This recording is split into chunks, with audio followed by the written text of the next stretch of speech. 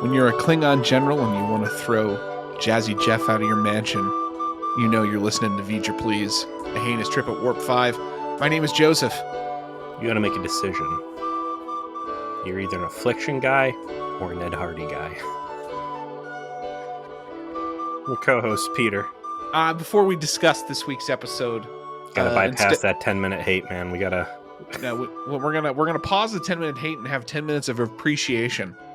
That's a good way to put it. Because unfortunately, here, contemporaneous to the recording of this episode in late January 2024, we have the unfortunate news that Gary Graham, actor known to us primarily as Saval here on Enterprise, someone we have appreciated his presence on screen, has passed away, and at the unfortunately early age of, I think, of 72. It's strange to say that 72 is young these days, but it is. Especially with that California clean eating.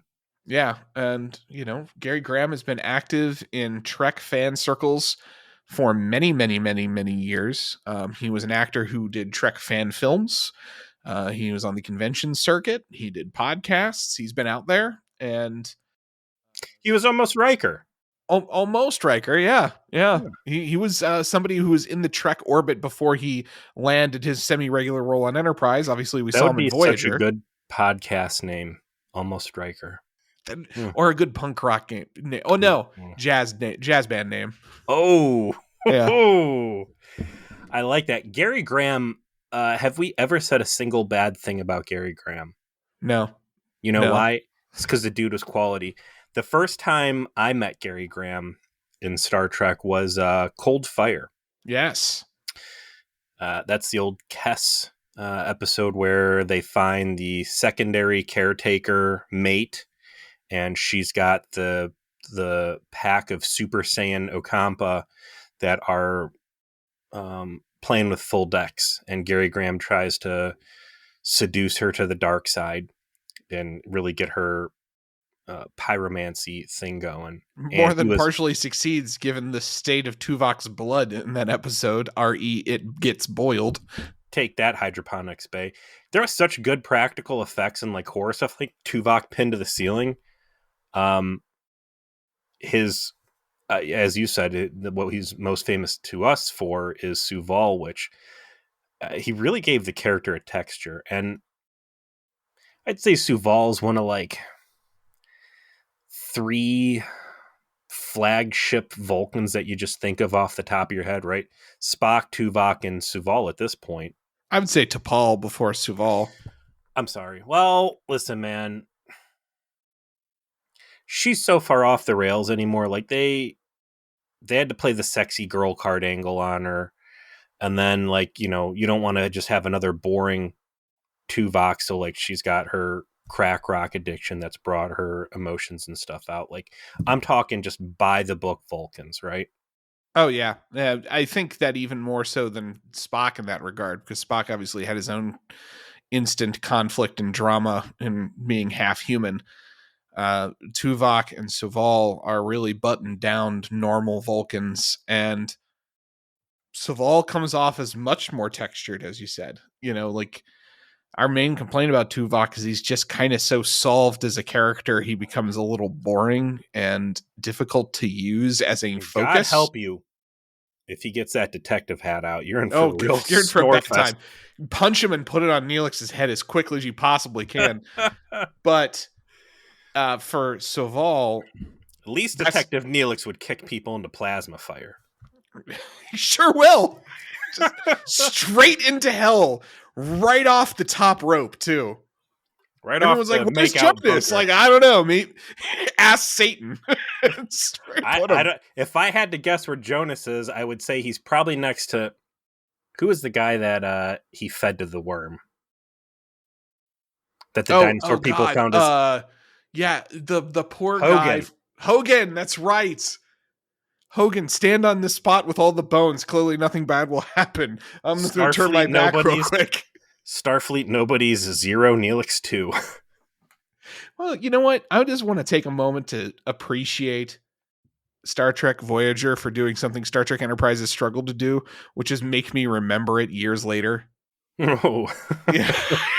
So I think I still like have these vivid memories that you do from these Voyager episodes that I will remember for the rest of my life in our conversation.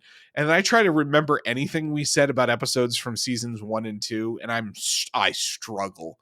I struggle hard. Once the show becomes more interesting, Hmm. it has vastly improved, I think, the quality of our show as well. And I remember season 3 with a great deal of fondness, but But button that back in. nothing beats Pipes the Patriots, man. Like No. solid suitors sneaking through, killing K's on one after another. But tying it back to Gary Graham, I mean, when I do think about early season Enterprise, the Vulcan stuff was always good. Oh yeah, And he was always in the Vulcan stuff. And to and we see said this that guy, like some only episodes that are salvageable were basically what the Andorian Vulcan drama, and he was a big part of that. right? And for him to have taken us on this journey with Suval, where it's just this insufferable fuck to like this dude's pretty cool, like former spy, assassin, security guy, to like, hey, I've been humanity's bro the whole time, but I knew I was working for shitbags and I had to lie to everybody. And you telling me that I didn't seem at all nice to you and that I really surprised you, like that's a genuine compliment to Spy. Thank you, Trip. Yeah, I appreciate that. I never gave away that I liked you. Mm-hmm. Excellent. Well, I always liked you, Gary Graham, and Safe journeys. I think the world was better for you gracing the silver screen. So lots of uh, Star Trek people dying. yeah, I mean We're that's running it. out of people to maybe rope into a podcast. We're gonna have to We're to get on really it. have to sit down before we start DS9 and have a real conversation about, do we want to try and get anybody on this podcast, and if so, we got to start making plans now before everyone is dead. How old is Ron Moore? How much more time does he have? That guy will talk. What is Cisco's son up to these days? All right, Sherlock Lofton is his name. Don't think he's doing too much. But you know what is doing a lot? Fucking Enterprise episodes lately. What's the name of this fucking banger? This is going to be season 4, episode 15, Affliction. This was premiering on February 18th, 2005. This is this Helipe by Mike Sussman, story by Manny Koto, directed by Michael Grossman. We are just continuing to pour on layers of interesting continuity and drama and intrigue. And this is just so much in this episode. And I find it endlessly amusing that the reason this episode exists is because of 1960s makeup. Yeah. Or So specifically, what, 1980, when TNG premiere, 87 or 85? 87. It exists specifically because 1987 makeup and the decision that we're not going to make, what, as Voltaire put it, right? To not be Puerto Ricans with gold lame, instead Mm-hmm. be heavy metal rockers from the dead with lobsters on their head. Mm-hmm. Yes. So this episode exists as a consequence, partially of a DS9 episode, but mostly of the ongoing apparent mismatch between the way that Klingons looked in the original series, which is to say, kind of just had some dusky makeup put on and with some garish outfits and are very stern, to becoming, space samurai. And I don't think you necessarily had to explain that. Like, I don't think that anyone was expecting Enterprise to be like, boy, this is a real burning question. We need this prequel series to fucking confront, right? Like, forget all of this rich understanding of how the Federation was born. Fuck that. I want to know why the Klingons went from smooth foreheads to rocky foreheads. Fucking explain this to me. But yet, they find such a really interesting plot to use to tell that story that's like, yeah, fuck it, let's go. Dare I say amazing. I don't want to jump ahead too far here, but the the origin of this plague, I guess, and drawing Eric Sunchez into it. Yes, Eric Sunchez. Infinitely excellent. And what else is really good? And it's very surprising for me to say anything good in the way of CGI and Enterprise in the same breath. But when they open up to Targ, like eating scraps of shit off the floor, and it looks amazing. I don't know if it's the bad lighting of the Klingon ship or what, but this is probably the most believable Targ I've ever seen, short of them taking like a dog or a warthog and strapping prosthetics to it like they used to do in This Targ is named Boshar, and frankly, like, I love that he's just a dog. He's just a nasty Klingon dog boar, you know? Aren't they all, though? Yeah, well, but they eat them, though, too, don't they? They do, but this is the first one where it's like, oh, no, it's this guy's dog. You know? He's had it since he's a kid. You know? Like, this Targ has a backstory. But let's right off the rip. We've got the most unbelievable guest star in the world in this episode. It's Uncle Phil himself, James Avery, Master Shredder from the Ninja Turtles cartoon. I didn't believe it. I was like, man, this guy sounds like Uncle Phil. And, you know, cool stuff's happening. They're hooking up some sort of a cut up fruit jug full of ecto cooler to some guy who's saying that he was excused from his death sentence. But yeah, what's his name? James McAvery, I think. James Avery. Who I want to say he passed away 6 years ago or so. I think maybe 10 years ago. So yes, let's dial back here for a second. James Avery is the actor who plays the Klingon General Kavach, who we see initially here in this opening scene. No, General Uncle Phil. General Uncle Phil. And General Uncle Phil, obviously, Fresh Prince of Bel-Air, Uncle Phil, seminal role, fantastic. Beloved surrogate father of everyone who was watching TV in that era. Mm-hmm. Right up there with Carl Winslow, man. And, you know, dads. If the two of them were on Star Trek together as Klingons, that would have been a real achievement unlocked. But shame on you, Manny Koto, for not making that. Not thinking of that. I mean, book James Avery. Why are you not getting Carl Winslow in this? If you could have got Carl Winslow as the doctor guy, oh, perfect. Or Carl Winslow as General Officer Winslow, followed by Dr. Uncle Phil, this would have been one of the all-time great Star Trek entries. James Avery, though, little trivia, one of the finalists to play Worf. So he's had a long connection to Trek from back in the day. I was going to just say, I hope we don't curse him the same way we've cursed Gary Graham with a young death. That one's not on us. No, right? No. I think that he was always a big guy. So he has such a unique voice. It is a little like you said, like, I don't know, Uncle Phil is a Klingon general. I don't know about this, guys. But he turns out he's awesome. He's exactly what you want. He's just, as you've pointed out, you know, kind of reasonable, kind of not.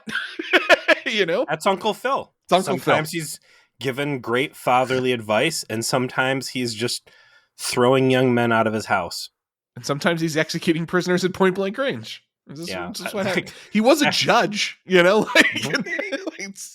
It's a part of his character. So something going on. It's bad. Involves a bunch of cranial ridges maybe melting. We'll get back to that. Because first, I want to say, so in this opening scene, they hook the guy up to the ecto cooler. He starts, and then the ridges like move around on his head. I forgot that this episode existed. That, you know, that conceptually Enterprise addresses the lore about the weird Klingons of the 60s. I was very pleased when I realized from that opening that was going to be the story they were telling here. That's good. The opposite feeling I've had many times where I sit down ready to watch some Star Trek Enterprise or just Star Trek in general, and then it's the fucking pretty princess special cargo one where I'm just like, oh god. It's like, no, this seems rad. It's continuity. It's your favorite thing. Also, too, this is a Klingon episode, and it's rare for me not to hate a Klingon episode. You So liked the Klingon episodes in Enterprise, to be because honest. they're not really real Klingon episodes in terms of what Berman era Trek taught us to be Klingon episodes. This is Falling Kingdom. Right, not a fallen yet. It's on the way. It's like you've played BioShock, right? Yeah. Like I think some of the untapped potential of BioShock is you only got to see Rapture after it was dead. Well, they're making that BioShock TV show. Hey, listen, if the Fallout TV show ends up being good, I'll pay it some attention. I actually read the book for the for BioShock that was like the precursor to BioShock 1 and dealing with like the construction and habitation. Oh, really? Rapture. It's good. Exactly what you're saying here. Revealing more to the Klingon Empire than just the warrior caste. And this is stuff that we examined in very close detail back at the with Saul Gockman. Yeah. Saul Gockman. So good. Who was that? Jay Miner? I think so. Someone came up with that one. One of our fans called him Saul Gockman. We wish we were that clever. Whoever you were, consider yourself credited. You can tell me on Discord later who you were. Mm. But obviously your joke was good. What's also good is the beauty shot we get of the NX-01 as it's orbiting Earth. I like the above, like the camera kind of above it as the ship kind of is in this orbit. And we hear from a captain's log that Enterprise has returned to Earth because it's here to celebrate the launch of the Columbia. So we've known this is happening because, of course, in Home we met Captain Hernandez and that the ship was under construction, and apparently it's finally about to launch. And of course, it's about to launch, and Tucker is headed over to transfer. And so he's going to have a salty last conversation with T'Pol before he does. I kind of like that he's just trying to put it behind him by, like, I'm not engaging with you anymore. I've tried. We've seen him try over the last, 4 episodes to, rebuild his relationship with her, and she just hasn't been interested. And that's part of the reason why he's decided he has to leave. And now here she is being like, you're not leaving because of me, right? And he's like, no, I'm just leaving because I don't want to, I want a new challenge and it's time to move on. And I'm not gonna feed this beast any further. I tried. 0 hour was February 14th. Oh, that's cute. That was Valentine's Day. February 14th, 2154. This episode is November 27th, 2154. So it is about 9 months later. What the fuck are they doing with Columbia? Going full in character here. You just had the Xindi attack go down. Columbia seemed almost space-worthy about the time that Enterprise was departing to go investigate the Delphic Expanse. How has Starfleet allowed this fucking thing to flounder in space dock for as long as it has? Again, the answer to everything is just it's a TV show and this is where they mention that 6 months behind in dialogue. It's not that they're trying to ignore the fact that the ship is behind. It's that, the shit's complicated. But that's you already got Enterprise, though. You've got a working vessel that's the same design, basically. Hey,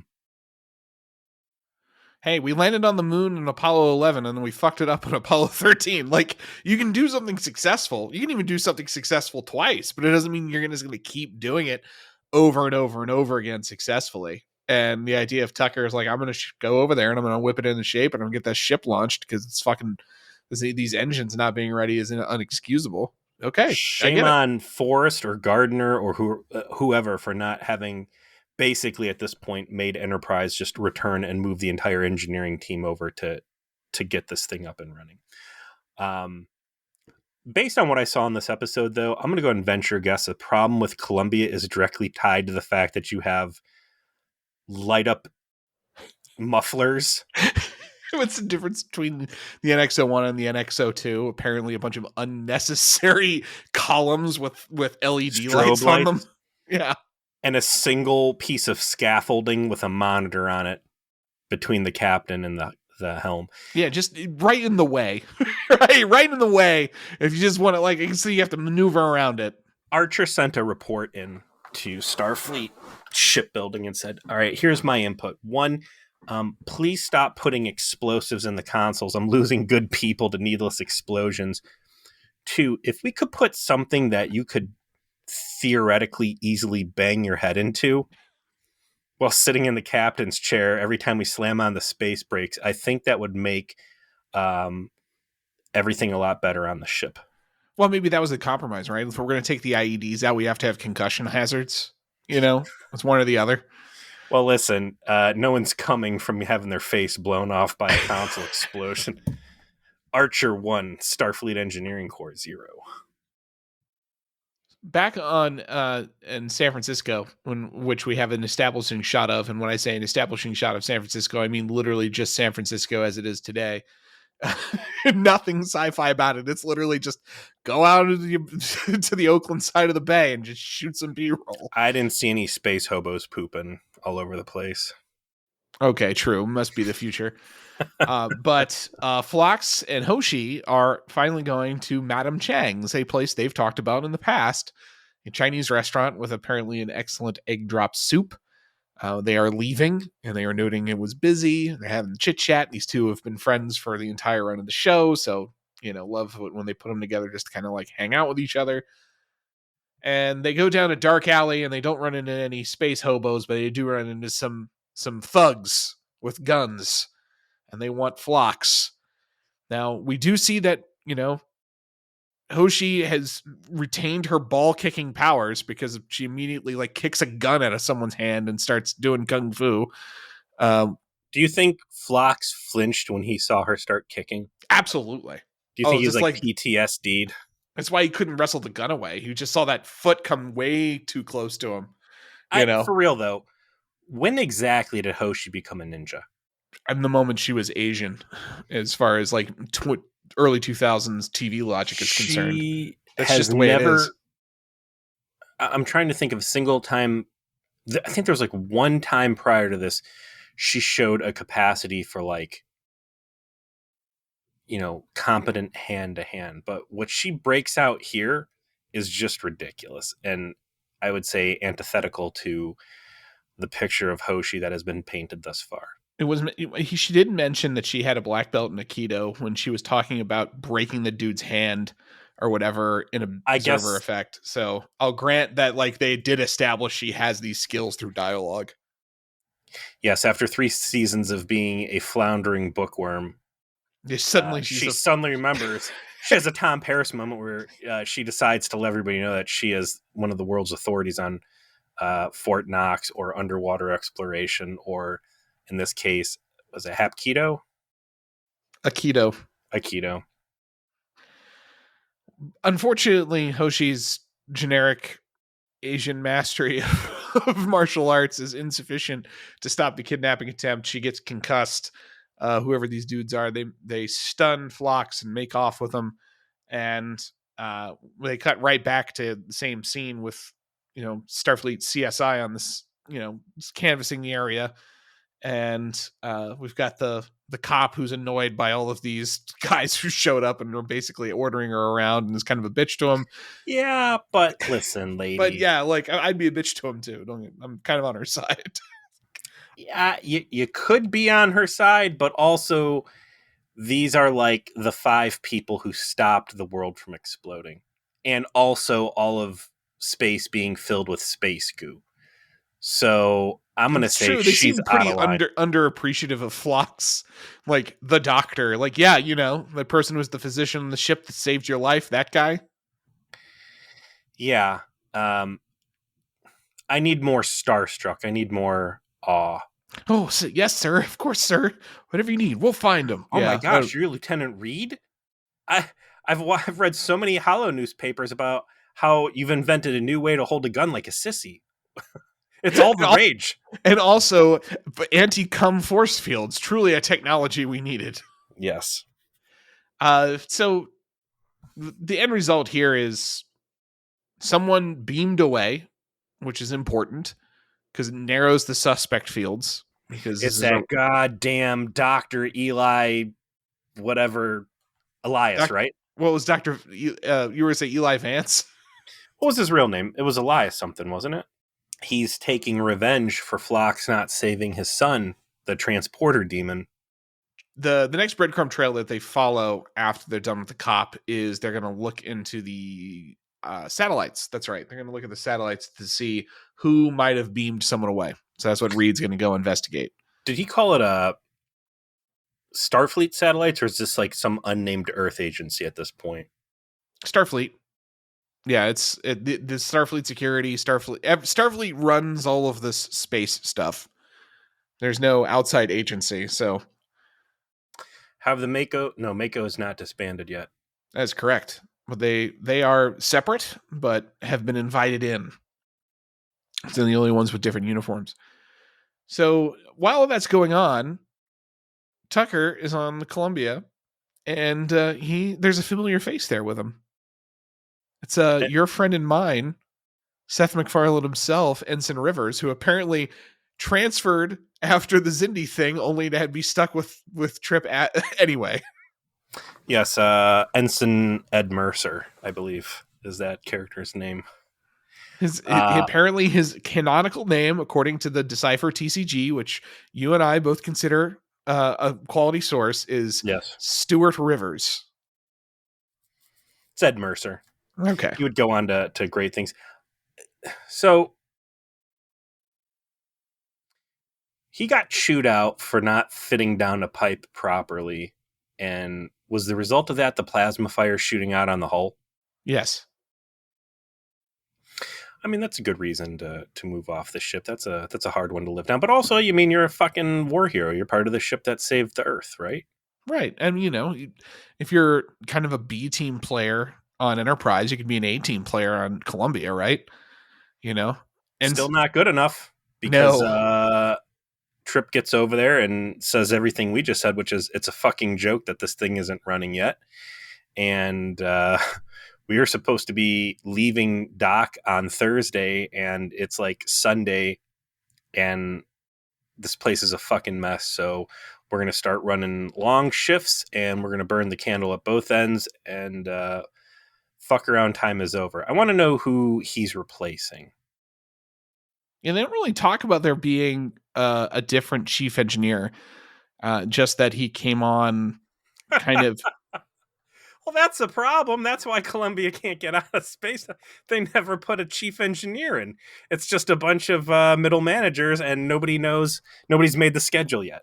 I prefer to think that it's somebody who did get fired, right? Like some guy who was just drunk every day, came to work and he just couldn't get the engines working. It's the grandparent of Chief Engineer Argyle or any of the other revolving door of clowns that was on Enterprise, Next Gen Season 1. What was it? What was the Japanese guy in Season 1? Because he actually showed up a couple times. I don't know. I'm not even motivated to. That's Greatest Generation's bit. I'm not touching that. So I will say that it's funny that Rivers, aka Seth MacFarlane, is not just show up in this scene. Like, he had the one scene cameo in Season 3. He's in 3 different scenes in this episode. He put in some work on this one. Yeah, he had proven himself with that Zindi crisis stuff, and was like, hey, I mean, even in 2005, I'm surprised Seth MacFarlane's I just want to be in as many scenes as you'll put me. I just love Star Trek so much. Just give me lines. I'll say whatever lines. It's fine. I'll work for scale. It's fine. I'll get chewed out as bad as you want. That scene wraps with Captain Hernandez swinging by, seeing Trip in there and going, hey, it's customary to swing by and say, I'm reporting for duty before you start doing stuff. And he's basically like, listen, we need to get this fucking ship going. Do you want your ship fucking fixed or not? Yeah. Do you want to go? Would you like me to make it go, as the Pack-Leds say? I do. I do like that Hernandez is very she's kind of by the book. We'll do lunch. We can swap stories about your old CO. We've both swapped things with him. Dick is that I found while we were climbing rocks and being chased by bears or whatever. Also, you're out of uniform because, and I thought it's cool. It's easy to forget about the Enterprise mission patch, but this TOS tradition that every ship has its own individual patch on it. And he needs to go get the Columbia mission patch because that's where he's going to be, I'm sure, for the rest of the series. Oh yeah, definitely 100%. Yeah, that's absolutely what's going to happen. Yeah, absolutely. What also just the next scene might be my favorite moment. I figured you appreciated it too. Archer's in his ready room, he's pacing.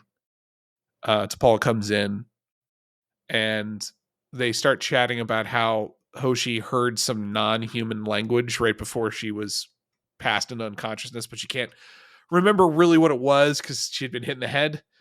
And Archer says, "You're going to have to do a mind meld." And she's like, "Absolutely not. I'm not well trained enough to initiate a mind meld. Are you crazy?" And he's like, "No, no, no. It's all good. I had Vulcan Jesus in my head for 4 days. I'll talk you through it." Like, yes, I love it. I love that matters, Hold on, T'Pol. Let me go ahead and human mansplain to you how to do this Yeah, Vulcan this thing. secret racial gift you have, I happen to be a master of. So, well, I'll show you what's up.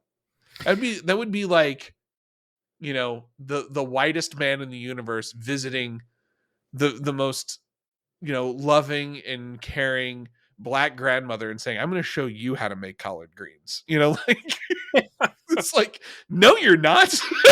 Like, fuck you. I like the line in there where T'Pol's like, well, mind melds are dangerous. And Archer's basically like, yeah, but that's really what Hoshi's for. Hoshi is the person that we are perpetually placing in harm's way, specifically in regards to telepathic slash psychic death threats. Like, She we got had captured. We left her on the fuckface planet with pop Cal art. Malestula. She got captured by the Zindian sectoids and tortured. She got brain bugs. This thing, Space Ghosts got her. That's, speaking of bicycle kicking Phlox in the balls. She got trapped in transporter hell for a while. Yeah, that's a good psychic torture. Didn't she? No, I get that was the Space Ghost episode. Yeah, this is why she is here. She is the Belana Torres. She's we don't have AI around to assault her. Her deal is psychic threats. Yeah, the highlight here that Archer came out of the hosting experience of Surox Katra with lingering memory of the experience, especially paired with T'Pol's engrossing herself with, was it Kishara? Yeah. I need scenes where when they're off duty or at lunch or dinner or wherever they're eating these meals together, that she's got like a notepad out and she's like, I tell me about this specific thing. Tell me about Tell that. me more about how he felt about this. I'm going to write a book. I understand you don't have time to write a book about this bonkers experience you had where Vulcan Jesus was in your head for 4 days, but this is a BFD, and I need to chronicle this for the good of all Vulcan kind before you have so many fucking traumatic brain injuries that you can't remember your own name, let alone what Surox preferred sock material was made out of. It works, by the way, and they determined that it was Rigelians who are responsible for the kidnapping. Well, real quick on that too. So Archer leads her through the initial, and this is the first time she's ever initiating a mind meld, right? So this is a big deal in and of itself. It is. Also, real cool of Hoshi did not put up any fight on this whatsoever. Or maybe they just didn't inform her that, hey, by the way, we might mess this up and like lobotomize you. It's like they didn't give her all of those side effects like they do for drug commercials. Like, these are all the things that can happen. They just like skip that part. What's the worst that could happen? Nothing worse than you already experienced with the brain bugs. So like, Just Yeah. don't be a Could it be? party. Don't be Yeah. a wet Yeah. blanket, It'll be Hoshi. fine. Yeah. When T'Pol's putting her hand on her, I didn't go back and rewatch, but like T'Pol fucks up a little bit. And then Archer's like, relax your emotional suppression, which I thought was gone forever. No, it wasn't that it's gone. It's that it's more difficult. You know. Old lady T'Pol in E2 or E squared made it seem like that shit was done and over forever and that she was going to be struggling with her emotions at full force and just had to deal with it. I think it was Which, more. you know, I think he never. there's a difference between Vulcans at full force and Vulcans at 50% power. And T'Pol strikes me as someone who, you know, would be extremely emotional for a Vulcan, but still restrained compared to a human. Did she ever disclose to Archer that she had taken Trillium D? No. I don't No, think that he never has came any up. reason to believe that she is out of order. So, on my mind, I'm going to believe that Archer still thinks she's a normal Vulcan because he's stupid. It's never dawned on him all the crying and shit she does. And he's just like, hey, relax this emotional suppression, and whatever little bit she might still have, she relaxes.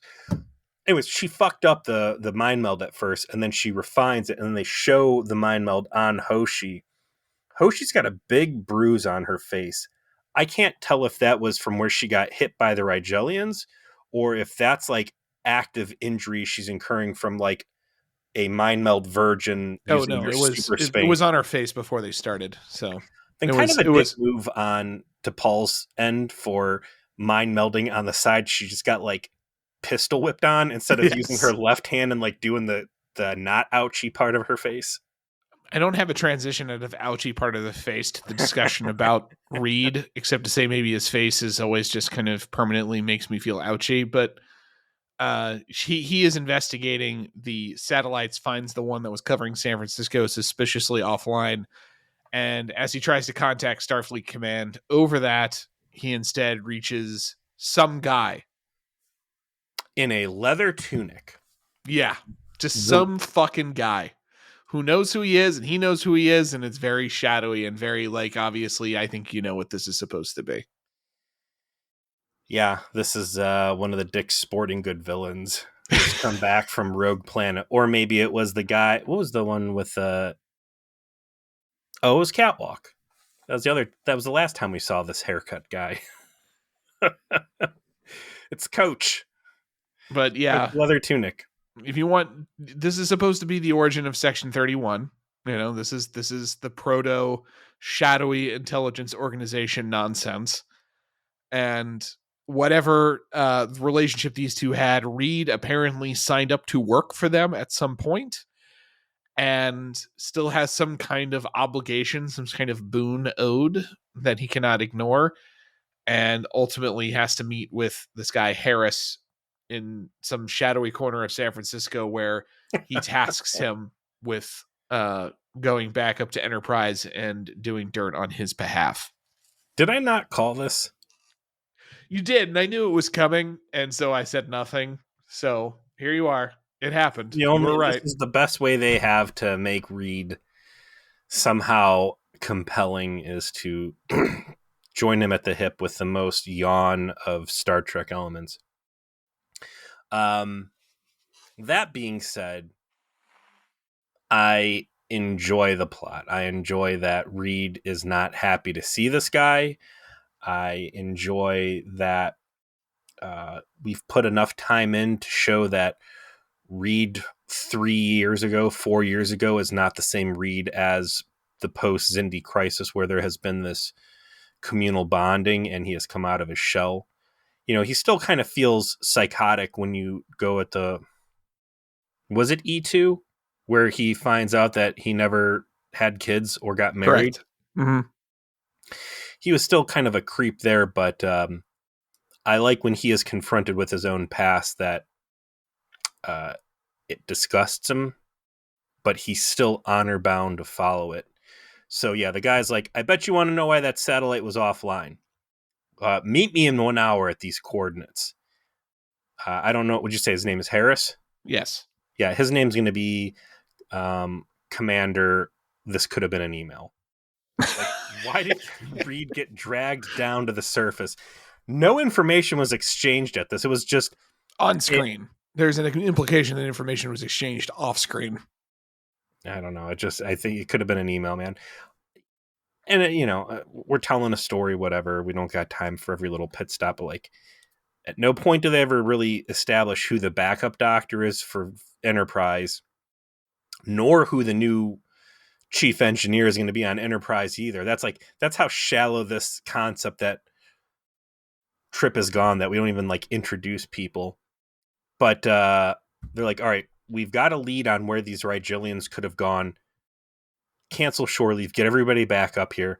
Coincidentally, that's when the tactical officer's down in his I don't know what kind of gothic scene he's in with all that smoke. He's over in the fog machine was working extra hard this episode. We'll just say that. He was in Janeway's gothic novel over there. We finally arrive back at, we'll call it the A plot, which is that Phlox is now on some kind of Klingon colony somewhere. Real quick, I do like that security lady pointed out that the last time Phlox was on Earth, he got into a fight. Yeah. It's and like, that there's still this kind of lingering anti-alien sentiment. But here's Phlox. He has arrived on scene with Uncle Phil and General another Uncle Phil. Space Uncle Phil and Doctor Antak. I'll call him Doctor Reasonable. And so Space Uncle Phil and Dr. Reasonable kind of give Phlox a story here. And the story is there is a plague that is going to kill millions of Klingons. We need help in curing it. This guy is here actually to assist you because you're a super brilliant scientist / doctor. So you're going to fix it. And because we're Klingons, we're going to be maximally dicks about it and kidnap you and bring you here.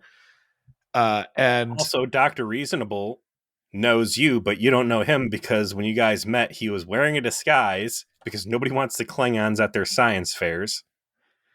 And Dr. Reasonable is our gateway into more of the falling kingdom stuff that we talked about earlier. And we got it with Saul Gockman before in terms of their legal process. Now we're getting it in terms of their scientific development, which is they don't have any interest in it, which means the people who do science and do medical arts just kind of have to roll with the ridiculous ass punches that come with dealing with the warriors, up to and including just stealing scientific information so that they can keep up on what the fuck is going on.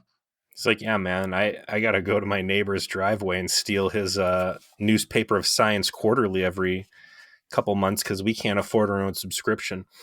When they lay it all out on the line and say, hey, we've brought you here because, as you've said, there's this bad thing and a bunch of people are going to die. And, we believe you to be the best chance in curing it. And then Phlox looks at him, he's like, let me get this right.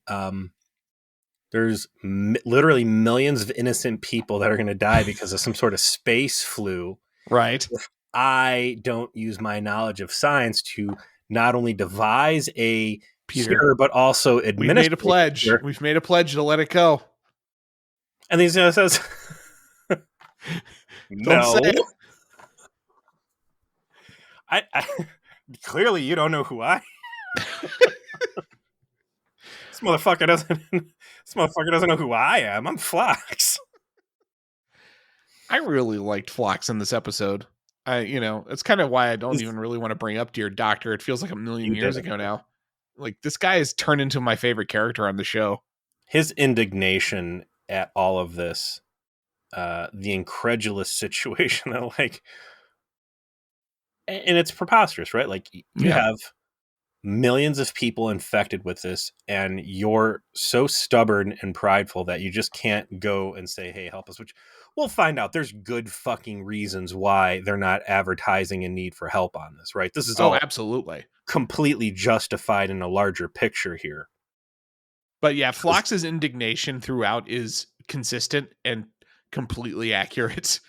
That he portrays, like, with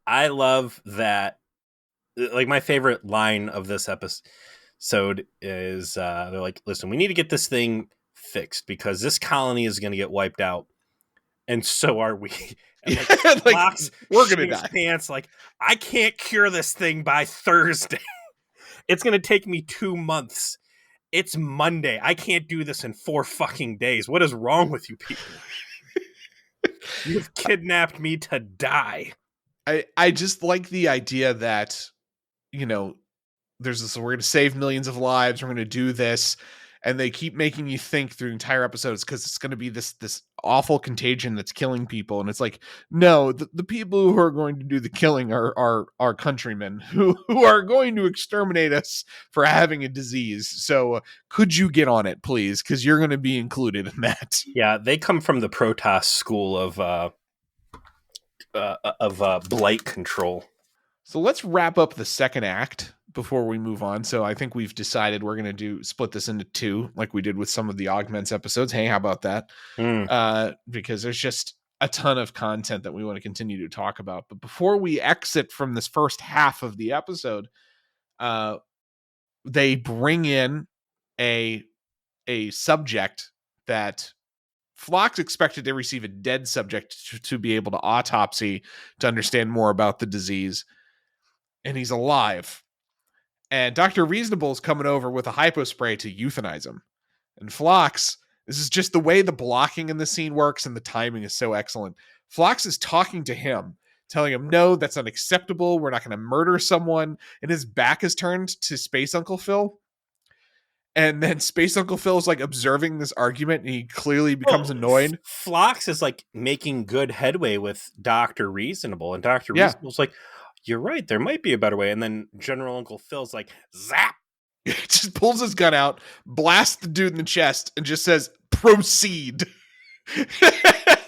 Just he doesn't even bother explaining, like, listen, it doesn't matter if I just shot this guy now or we wait 5 days to Thursday when we get nuked from orbit, because that's the only way to be sure. Like, we are all going to die on this fucking rock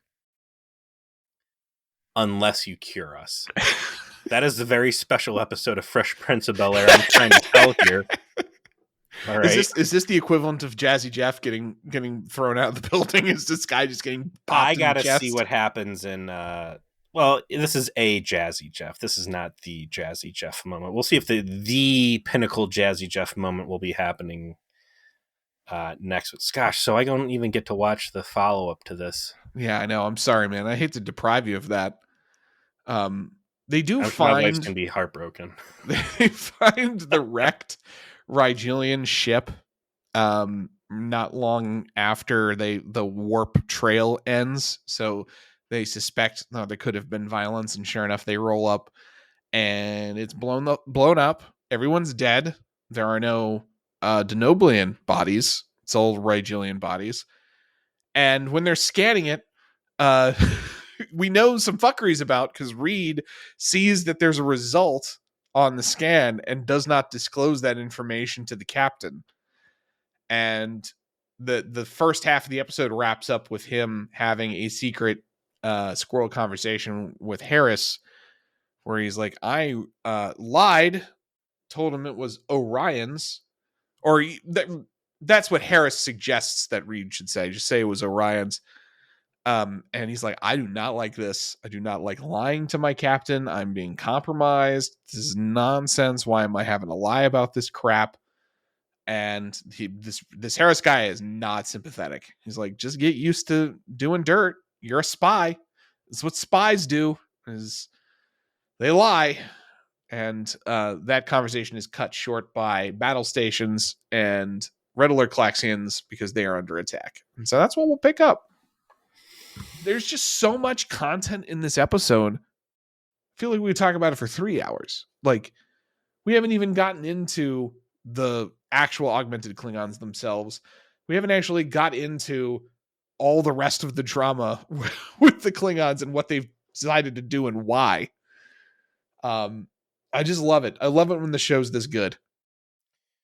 It's good because they're taking staple Trek topics and exploring them. It's good because we're seeing long-term character growth and like opportunities for like Phlox to really shine. It's And read. I mean, that's the shocker. Yeah, that is the shocker. Give Right up. Reed something interesting to do, and it is interesting, right? Like, why? Who is this guy, and why is he somehow involved with what has happened? Yeah, I'll save all that conversation for next week. Yeah. And All again, right. just the empire in decline. It's cool stuff. It's always cool stuff hanging out with y'all, talking about Star Trek here on Future Please. See you next week.